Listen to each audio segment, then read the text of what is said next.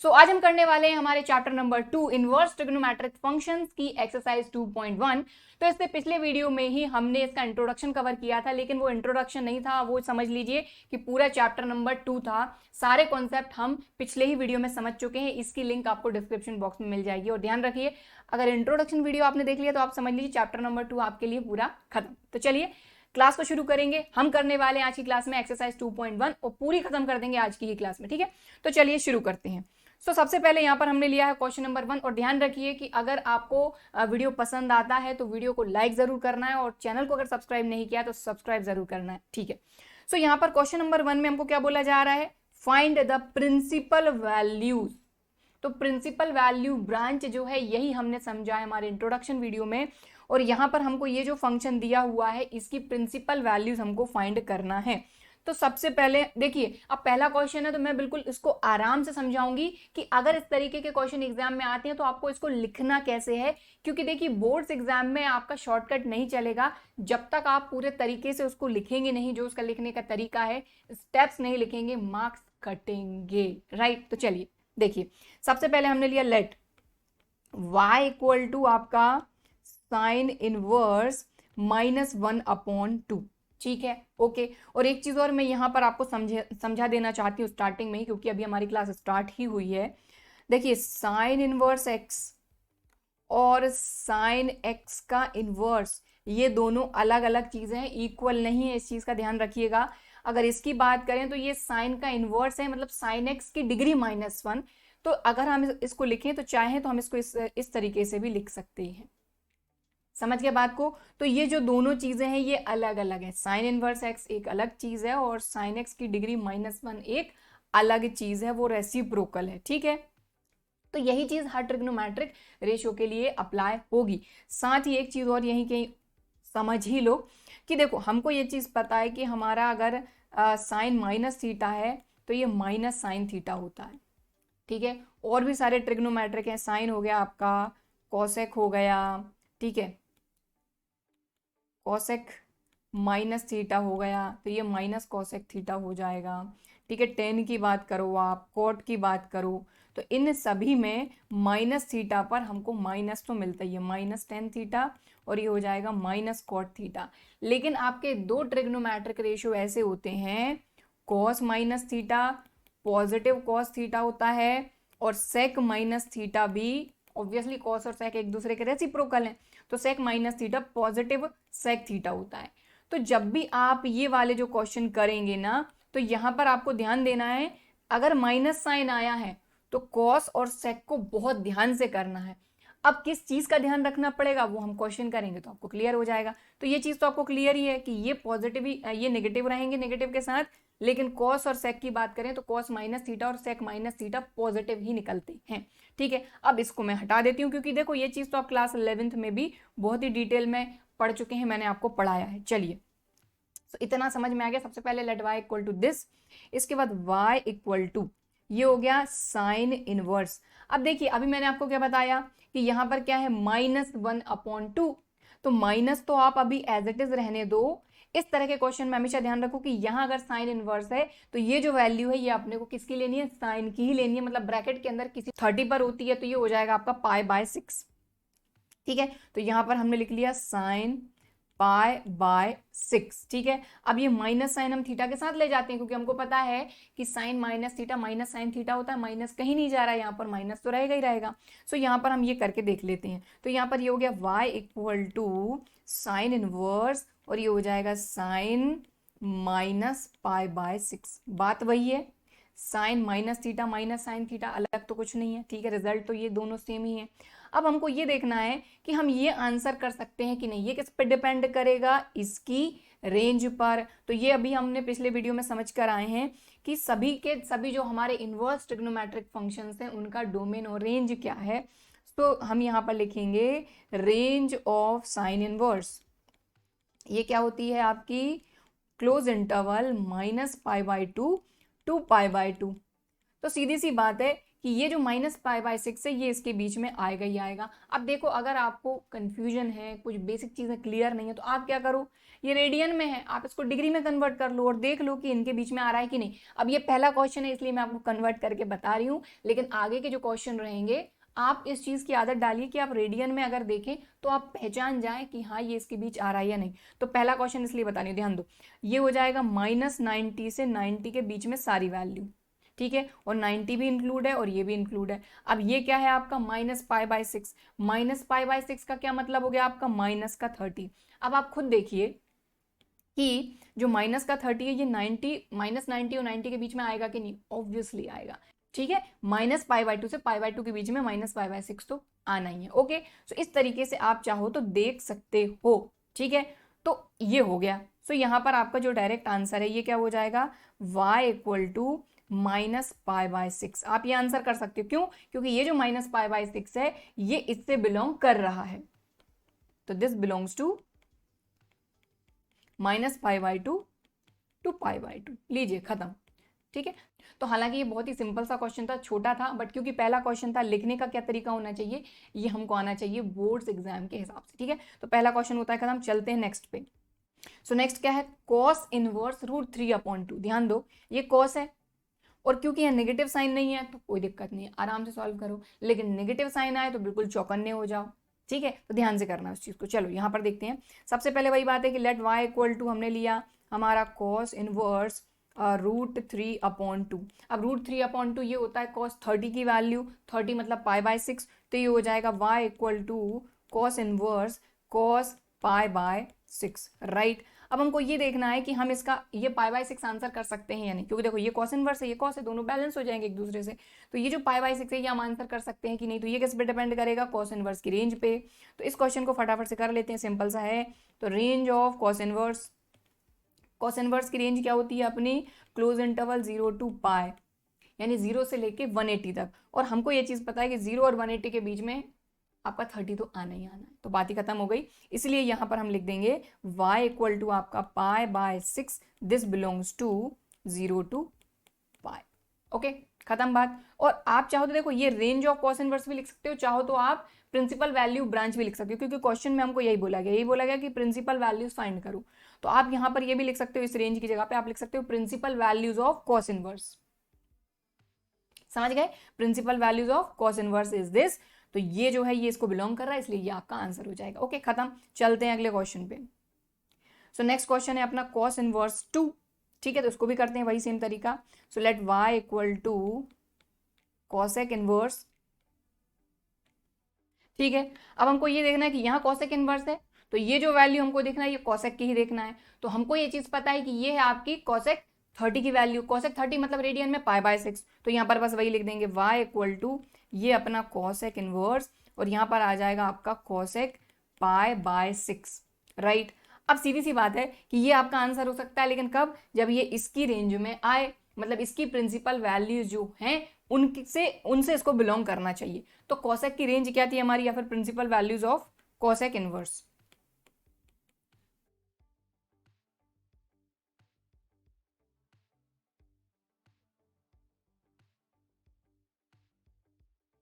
Okay, ठीक है।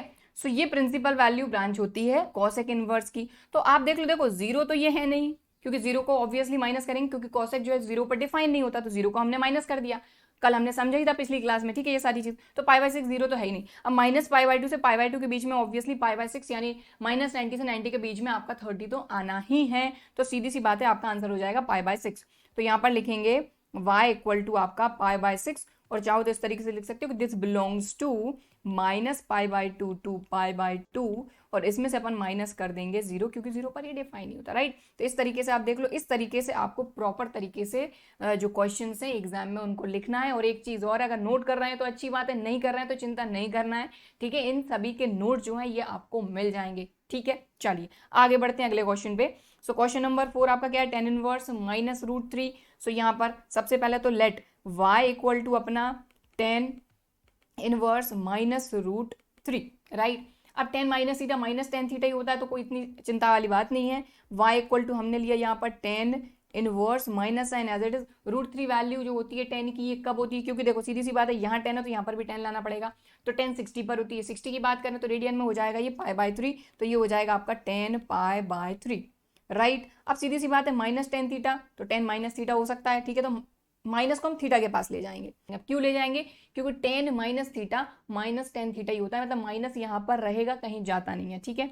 सो यहाँ पर ये हो जाएगा आपका 10 इनवर्स 10 -π/3, ठीक है। अब ये देखना है कि ये जो है ये इसका आंसर होता है कि नहीं। ये किस पे डिपेंड करेगा, 10 इनवर्स की रेंज पर या प्रिंसिपल वैल्यूज पर। सो प्रिंसिपल वैल्यूज यहां पर लिख देंगे अपन,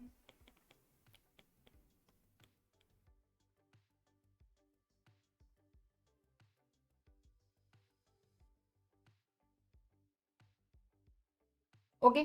सो इसकी जो प्रिंसिपल वैल्यूज है 10 इनवर्स की, ये रहती हैं, और ऑब्वियसली ये जो -π/3 है ये इनके बीच में तो आएगा ही आएगा। सो यहाँ पर आपका आंसर क्या हो जाएगा, y equal to -π/3, this belongs to -π/2 to π/2 open interval, क्योंकि जो 10 है आपका ये -90 और 90 पर डिफाइन नहीं होता। दैट्स इट, ठीक। बढ़ते हैं अगले क्वेश्चन पे, चलो।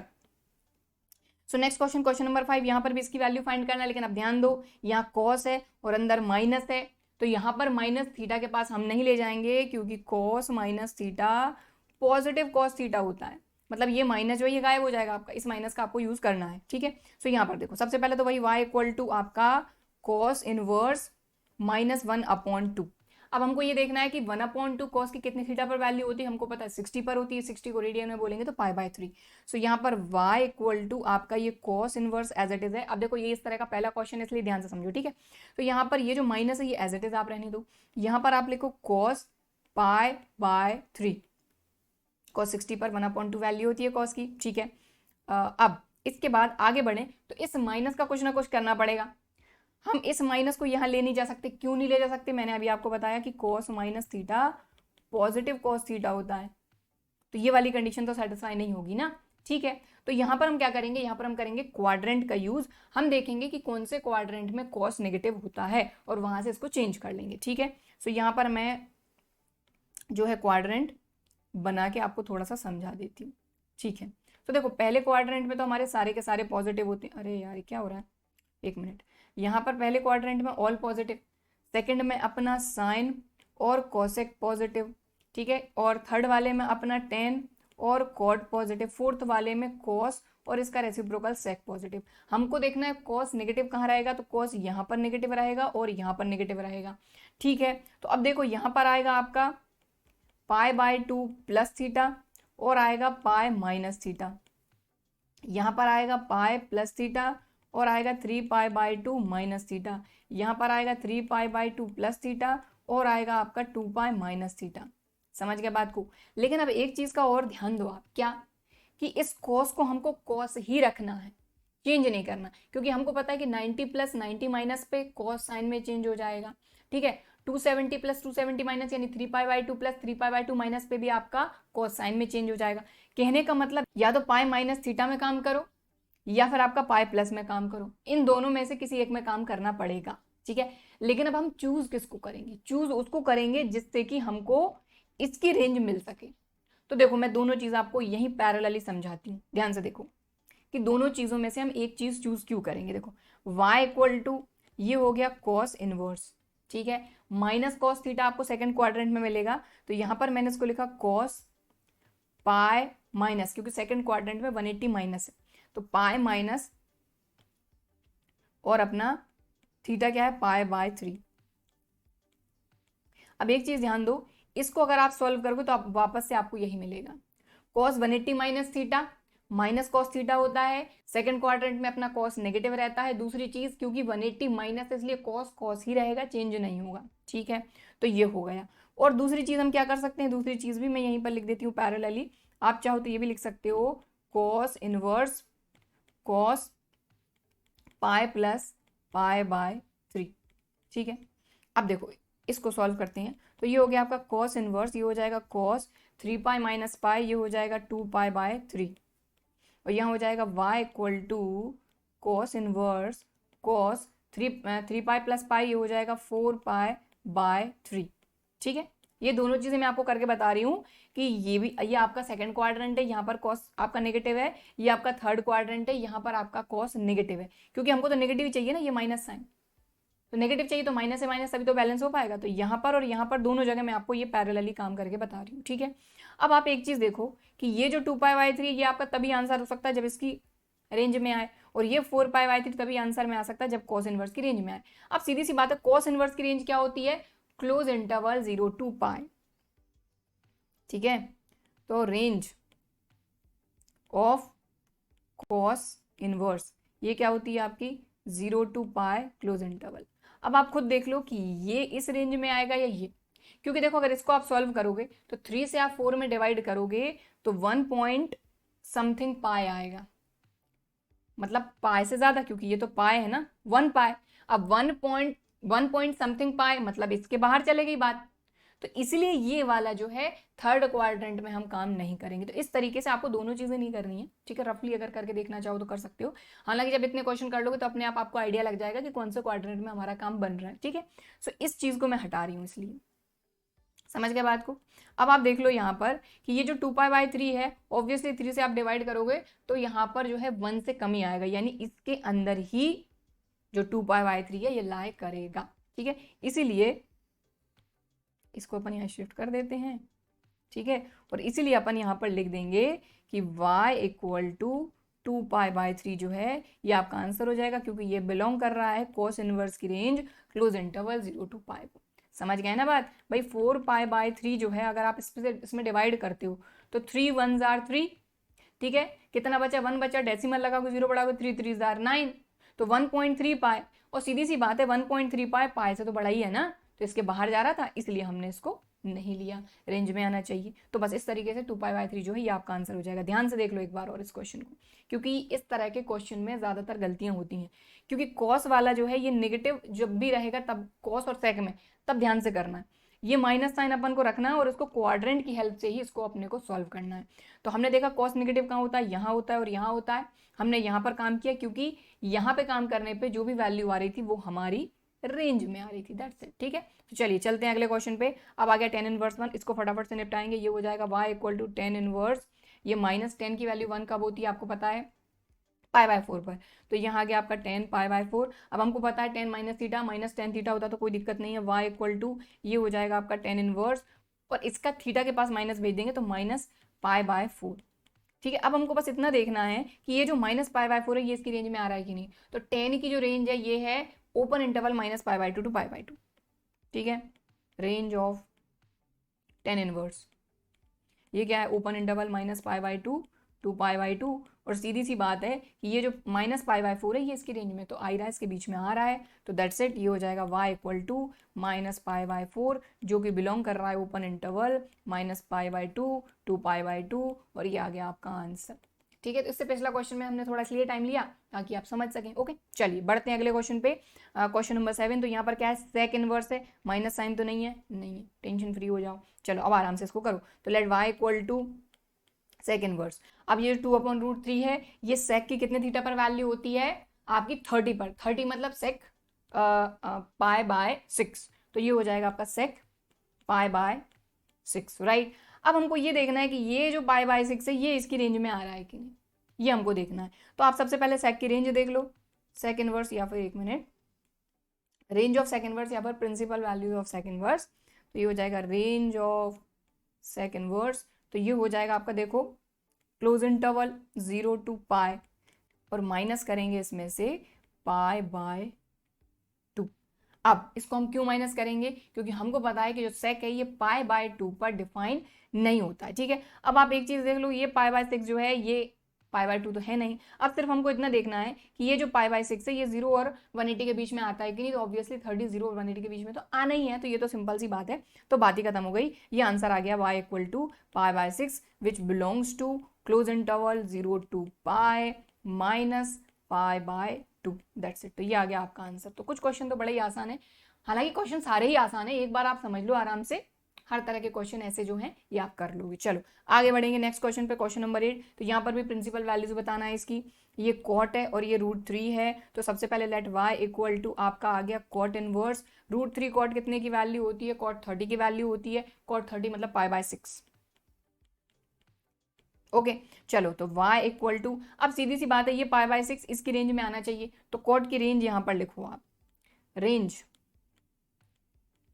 रेंज ऑफ कॉट इनवर्स ये होती है ओपन इंटरवल 0 to π।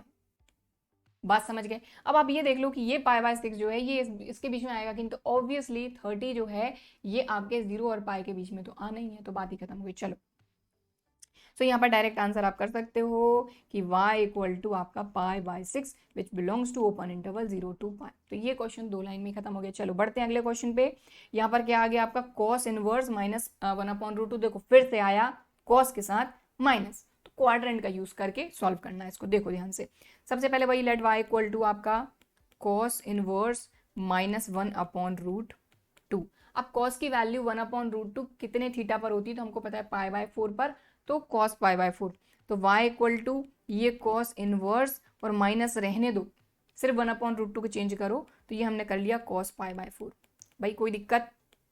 ये माइनस ऐसा ही ऐसा, इसकी जगह पे हम लिख दिया cos π/4, क्योंकि यहाँ cos है तो यहाँ पर भी cos की वैल्यू लिखनी पड़ेगी। अब सीधी सी बात है कि इस माइनस को हम इधर नहीं ले जा सकते थीटा पर। क्यों?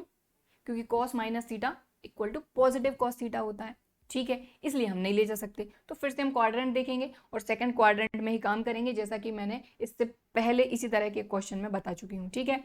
सो यहाँ पर भी हम सेकंड क्वाड्रेंट में काम करेंगे। तो सेकंड क्वाड्रेंट में हमारा आएगा π-θ, क्योंकि यहाँ पाई होता है π-θ, ठीक है। सो यहाँ पर हम क्या करते हैं, y इक्वल टू ये आ जाएगा आपका cos इनवर्स, यहाँ पर हमने लिखा cos पाई माइनस और थीटा क्या है यहाँ पर आपका π/4, तो यहाँ लिख दिया हमने π/4, ठीक है।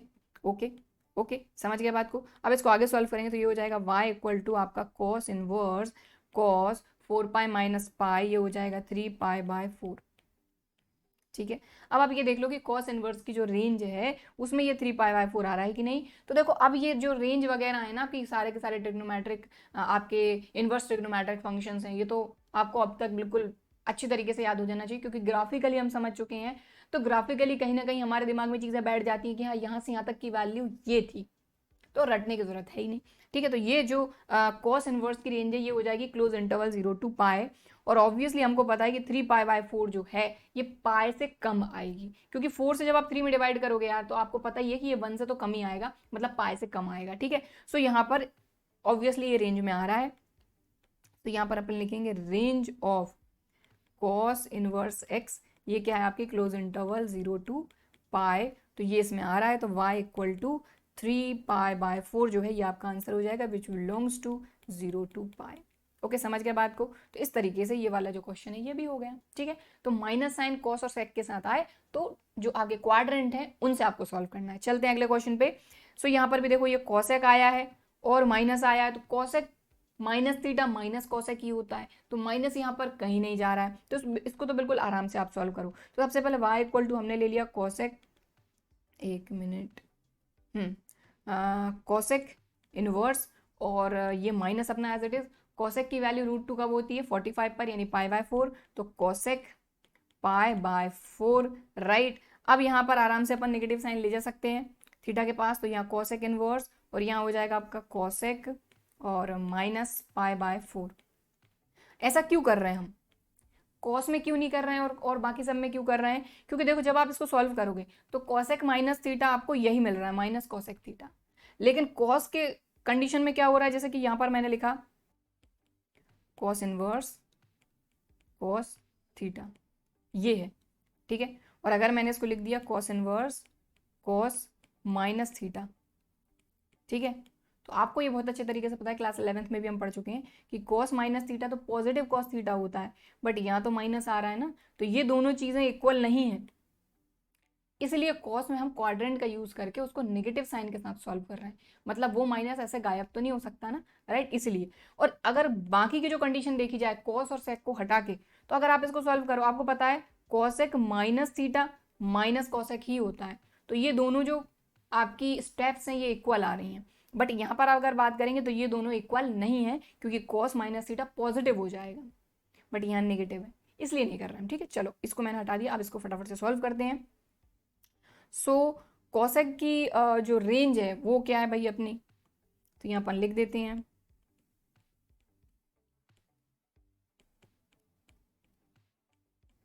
ये आपकी क्लोज इंटरवल -π/2 टू π/2, और इसमें से हम माइनस करेंगे 0 को। ठीक है, तो अब ये देख लो कि ये जो -π/4 है, ये -π/2 से π/2 के बीच में आ रहा है कि नहीं, तो बिल्कुल आएगा, 0 तो है ही नहीं, क्योंकि 0 तो हमने माइनस कर दिया। तो ये जो π/4 है ये बिल्कुल इसको तो बिलोंग करेगा ही करेगा। ठीक है, तो बस बात ही खत्म हो गई। तो ये हो जाएगा y इक्वल टू -π/4, जो कि बिलोंग कर रहा है -π/2 टू π/2 -0। और ध्यान रहे कि अगर यहाँ तक वीडियो आपने देखा है और वीडियो पसंद आ रहा है, क्वेश्चन समझ में आ रहे हैं, तो वीडियो को लाइक करना मत भूलिएगा। सब्सक्राइब नहीं किया तो सब्सक्राइब भी कर लीजिएगा। चलिए, सो ये क्वेश्चन खत्म, देख लो बढ़िया आराम से हो गया। आगे चलते हैं, चलो। सो नेक्स्ट है आपका क्वेश्चन नंबर 11, और ध्यान दीजिए, अब यहाँ पर find the values of the following. अब यहाँ पर हमको ऐसा कुछ नहीं बोला गया, हमको बोला गया कि अब आगे के जो क्वेश्चन है, अभी तक हमने 1 से लेकर 10 तक के जो क्वेश्चन किए वहां पर हमको प्रिंसिपल वैल्यूज बतानी थी। अब हमको बोला गया कि इनकी वैल्यू फाइंड करो। ठीक है, कर देते हैं, कोई दिक्कत नहीं है। तो देखो यहाँ पर tan inverse 1, cos inverse -1/2, sin inverse -1/2, मतलब अभी हमने जो अलग अलग क्वेश्चन किए हैं उन्हीं को बीच में प्लस लगा के दे दिया गया, और कुछ नहीं। तो चलो करते हैं। तो सबसे पहले यहाँ पर वही हम लेट y इक्वल टू, ये हमने ले लिया अपना tan inverse 1 plus cos inverse -1/2 plus sin inverse -1/2। अब ध्यान दो, यहाँ पर cos के साथ माइनस आया है, मतलब क्वाड्रेंट का यूज तो करना ही पड़ेगा। चलो, और बाकी ये भी आराम से सॉल्व हो जाएगा, ये भी आराम से सॉल्व हो जाएगा, कोई दिक्कत नहीं है। सो यहाँ पर y equal to tan inverse as it is, tan की वैल्यू 1 कब होती है, π/4 पर, तो यहाँ हमने लिख लिया tan π/4। ठीक है, plus cos inverse as it is, और इसका minus sine as it is. cos की वैल्यू 1/2 कब होती है, 60 पर, मतलब π/3, तो cos π/3 plus sine inverse as it is. एक मिनट, थोड़ा सा इसको छोटा कर दें अपन। सो साइन इनवर्स, अब यहाँ पर अपन ने माइनस साइन रखा, साइन की वैल्यू 1/2 कब होती है, 30 पर, मतलब π/6, तो ये हो गया साइन π/6, राइट। ठीक है, अब एक चीज का ध्यान दो कि यहाँ तो कुछ माइनस का कोई लफड़ा है ही नहीं, कोई दिक्कत है ही नहीं, और π/4 जो है ये tan इनवर्स की रेंज में आ रहा है, बिल्कुल आ रहा है, क्योंकि tan इनवर्स की रेंज क्या होती है आपकी, ओपन इंटरवल -π/2 टू π/2, तो उनके बीच में π/4 तो आएगा, तो यहाँ से तो अपने को π/4 मिल जाएगा। यहाँ पे तो क्वाड्रेंट अपन सॉल्व करेंगे। यहाँ की अगर बात करें तो sine minus theta minus sine theta ही होता है, तो इस माइनस को अपन यहाँ पर ले जा सकते हैं, यहाँ पर नहीं ले जा सकते क्योंकि cos माइनस थीटा पॉजिटिव होता है, तो इसको क्वाड्रेंट से सॉल्व करेंगे। देखो y इक्वल टू, यहाँ तो आ गया आपका π/4 प्लस यहाँ थोड़ा सा सॉल्व करना पड़ेगा cos इनवर्स, और सेकंड क्वाड्रेंट में आपका cos होता है नेगेटिव, थर्ड में नेगेटिव होता है, लेकिन थर्ड में अपनी रेंज के बाहर चला जाएगा। ठीक है, तो अपन सेकंड क्वाड्रेंट में काम करेंगे। ठीक है, तो यहाँ पर अपन लिखेंगे cos पाई माइनस थीटा, देख लो क्या है, π/3, तो cos पाई माइनस π/3 प्लस यहाँ पर अपन माइनस थीटा के साथ भेज देंगे, तो ये हो जाएगा साइन -π/6। तो आई होप बात समझ पाए होंगे आप। ठीक है, ओके, एक बार और समझा देती हूँ। देखो सेकेंड क्वाड्रेंट में cos नेगेटिव होता है, थर्ड क्वाड्रेंट में भी cos नेगेटिव होता है, क्योंकि यहाँ पर साइन पॉजिटिव होता है उसका रेसिप्रोकल, यहाँ पर tan पॉजिटिव होता है उसका रेसिप्रोकल cot पॉजिटिव होता है। अब बात आती है फिर से वही, क्या कि यहाँ पर जो काम चलता है ये चलता है π/2 प्लस थीटा और पाई माइनस थीटा, और इस वाले में चलती है पाई प्लस थीटा, और यहाँ पर 3π/2 माइनस थीटा। तो अब ध्यान दो कि π/2 और 3π/2 में काम नहीं कर पाएंगे, क्योंकि हमको cos को cos ही रखना है, हमको काम करना है तो पाई माइनस या pi plus. Pi plus theta से अगर आप सॉल्व करोगे तो जो भी वैल्यू आपको मिलेगी वो इसकी रेंज में नहीं आएगी। आप सॉल्व करके देख लेना, और एक क्वेश्चन में सॉल्व करके आपको बता चुकी हूँ। लेकिन पाई माइनस से करोगे तो आपको रेंज में, इसकी रेंज में जो है वैल्यू मिल जाएगी। ठीक है, तो अब मैं इसको हटा रही हूँ। ठीक है, सो अब इसको सॉल्व करते हैं। सो y इक्वल टू, ये π/4 तो अपना पहले ही आ गया है, यहाँ पर ये अपना cos inverse as it is, cos as it is, इसको सॉल्व करोगे तो 3π - π, ये हो जाएगा आपका 2π/3। ठीक है, प्लस यहाँ क्या हो जाएगा आपका साइन इनवर्स, और पाई बाय 6 की बात करो तो ये जो माइनस पाई बाय 6 है ये इसकी रेंज में आ रहा है कि नहीं, तो साइन इनवर्स की रेंज क्या होती है अपनी, close interval minus pi by 2 to pi by 2, और उस माइनस पाई बाय 2 से पाई बाय 2 के बीच में पाई बाय 6 माइनस का आएगा ही आएगा। तो यहाँ पर भी डायरेक्ट आंसर आप माइनस पाई बाय 6 लिख सकते हो, यहाँ ब्रैकेट लगा दो। अब यहाँ पर देखो y इक्वल टू, ये आ गया आपका पाई बाय 4, यहाँ आ गया आपका 2 पाई बाय 3, यहाँ आपका आ गया माइनस का पाई बाय 6। अब इनको एलसीएम लेकर सॉल्व करो तो 4, 3 और 6 का एलसीएम लोगे तो ये आ जाएगा आपका 12। ठीक है, एलसीएम लेकर सॉल्व करो तो 4 3 जार 12, ये हो जाएगा 3 इंटू पाई। इसके बाद 3 4 जार 12, 4 2 जार 8, तो प्लस का 8 पाई।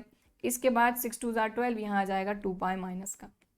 इसको सॉल्व करो तो 8 प्लस 3 कितना हो जाएगा 11, 11 माइनस 2 9, तो ये हो जाएगा y equal to 9 pi upon 12, 3 3 जार 9, 3 4 जार 12, ये आ गया आपका आंसर। तो हमको सिर्फ वैल्यू बतानी थी, और एक चीज़ और यहाँ पर मैं लिख ही देती हूँ, तीनों की रेंज।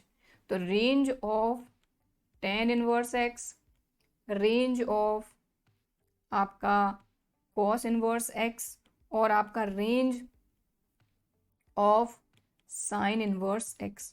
तो इसकी जो tan इनवर्स की रेंज होती है ये open interval minus pi by 2 से पाई बाय 2 के बीच में होती है, cos इनवर्स की क्लोज इंटरवल 0 टू पाई होती है, और साइन की close interval minus pi by 2 से पाई बाय 2 के बीच में होती है। हमने बस यही चीज़ चेक करी, ध्यान दो कि सबसे पहले हम 10 की अगर बात करें तो ये पाई बाय 4 आया था, पाई बाय 4 देख लो आप, बिल्कुल इसके बीच में आएगा ही आएगा। फिर कॉस की अगर हम बात करें तो यहाँ पर ऑब्वियसली माइनस साइन है तो उसको क्वाड्रेंट से हमने सॉल्व किया, और 2 पाई बाय 3 को अगर आप देखोगे तो 2 पाई बाय 3 इसके बीच में आएगा ही आएगा।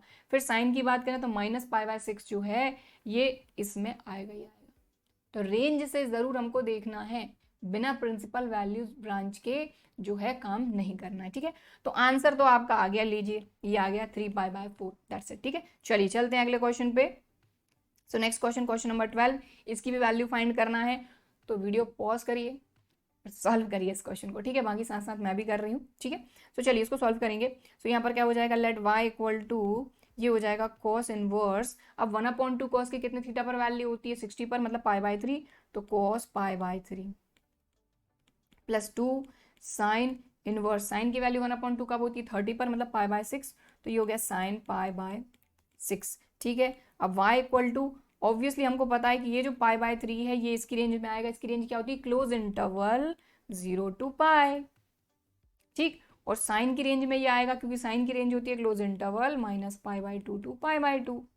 तो डायरेक्ट आंसर कर सकते हैं, खत्म हो गया ये क्वेश्चन शुरू होते से ही। तो ये हो गया आपका पाई बाय 3, ये हो गया आपका पाई बाय 6, इसको सॉल्व कर लो, 2 1 जार 2, 2 3 जार 6, तो देखो ये हो गया पाई बाय 3 प्लस पाई बाय 3, तो ये हो गया आपका भाई 2 पाई बाय, ढंग से लिख देती हूँ यार, बहुत ज़्यादा गंदा लिख दिया, 1 मिनट, तो ये हो जाएगा 2 पाई बाय 3 आंसर।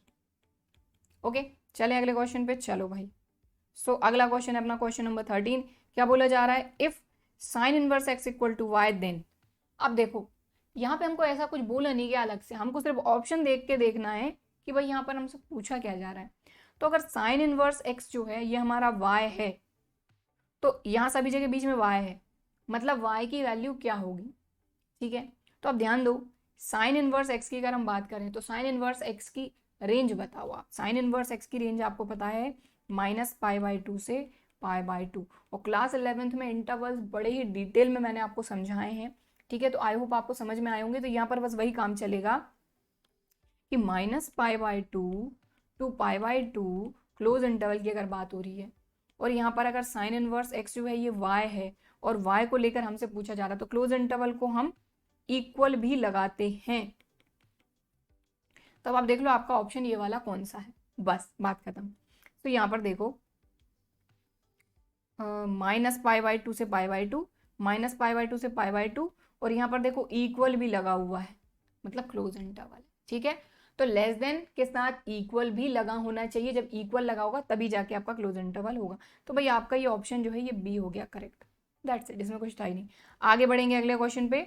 सो यहाँ पर क्या बोला जा रहा है कि tan inverse √3 minus sec inverse -2 is equal to, भाई इसको सॉल्व भी करना है, दैट्स इट, तो फटाफट सॉल्व कर लेते हैं इसको।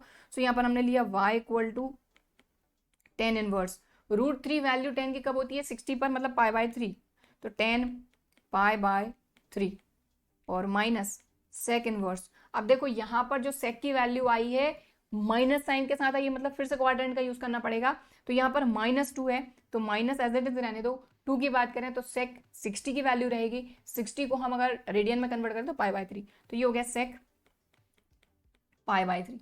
अब थोड़ा सा काम करना पड़ेगा, तो y इक्वल टू ये तो डायरेक्ट अपन आंसर खैर चलो कर ही लेते हैं। ये हो गया आपका 10 π/3 minus sec inverse as it is. अब ध्यान दो यहाँ पर क्वाड्रेंट का यूज करना पड़ेगा, तो सेकंड क्वाड्रेंट में काम करेंगे अपन यहाँ पर पाई माइनस में। तो यहाँ पर अपन ने क्या किया, सेक पाई माइनस थीटा क्या है π/3 दिख रहा है ना भाई, थीटा थीटा यही लेते हैं ना सेक थीटा, ठीक है। अब आप अगर इसको सॉल्व भी करोगे तो ये क्या है आपका सेक 180 है, तो सेक का सेक ही रहेगा। इसके बाद 180 माइनस थीटा है, तो सेकंड क्वाड्रेंट में साइन और कोसेक पॉजिटिव, बाकी सभी नेगेटिव, तो ये नेगेटिव, तो बात बराबर हो गई। चलो अब इसको और सॉल्व कर लो, तो y इक्वल टू ये हो जाएगा आपका 10 इनवर्स 10 π/3 माइनस यहाँ से आपको मिल जाएगा 3 पाई माइनस पाई 2 π/3, तो सेक इनवर्स सेक 2 π/3। अब बस हमको आखिरी चीज देखनी है कि ये π/3 10 इनवर्स की रेंज में है कि नहीं। तो 10 इनवर्स की रेंज क्या है अपनी, ओपन इंटरवल -π/2 टू π/2। और सेक की अगर सेक इनवर्स की रेंज की अगर अपन बात करें तो ये अपनी रहेगी 0 to π, ठीक है 0 to π लेकिन क्लोज इंटरवल, और इसमें से π/2 माइनस। तो ध्यान दो यहाँ पर अपन दोनों की रेंज लिख देते हैं, यहाँ पर मैं 10 इनवर्स की लिख देती हूँ, तो ये हो जाएगा आपका ओपन इंटरवल -π/2 टू π/2, ठीक है। और सेक इनवर्स एक्स की अगर अपन बात करें तो क्लोज इंटरवल 0 to π, लेकिन इसमें से हम π/2 माइनस करेंगे। तो अब आप ये देख लो कि ये π/3 इसमें आएगा कि नहीं, इसके बीच में बिल्कुल आएगा। और ये जो 2 π/3 है ये इस बीच में आएगा कि नहीं, क्योंकि π/2 तो है नहीं, तो बात ही खत्म हो गई। तो ये इधर आएगा ही आएगा, तो बस बात ही खत्म हो गई। आंसर अपना जो है ये आ जाएगा यहाँ पर, देखो π/3 माइनस कोई मल्टीप्लाई तो नहीं है, कोई नंबर नहीं, चलो माइनस लगा बस बीच में, तो माइनस ये हो जाएगा 2 π/3।